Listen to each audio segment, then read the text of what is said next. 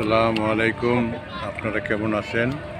আমি এই মুহূর্তে চাঁদপুরে তুন নদীর মোহনায় বসে আছি। কিছুক্ষণ আগে আমি লঞ্চে করে চাঁদপুর আসলাম। আমি ছোট সময় লঞ্চে চড়েছি, তারপরে অনেকদিন লঞ্চে চড়ে নাই। হঠাৎ করে শখ লাগলো, 8:35-এ সদরঘাট থেকে লঞ্চে চললাম এবং 10-15 মিনিটে চাঁদপুরে চলে আসলাম।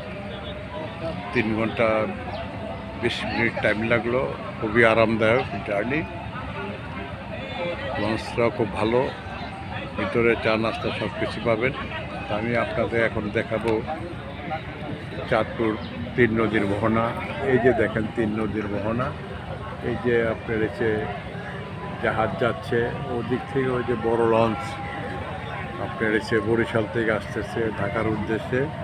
এইদিকে দেখেন এসে ডাকাতিয়া নদী। এই যে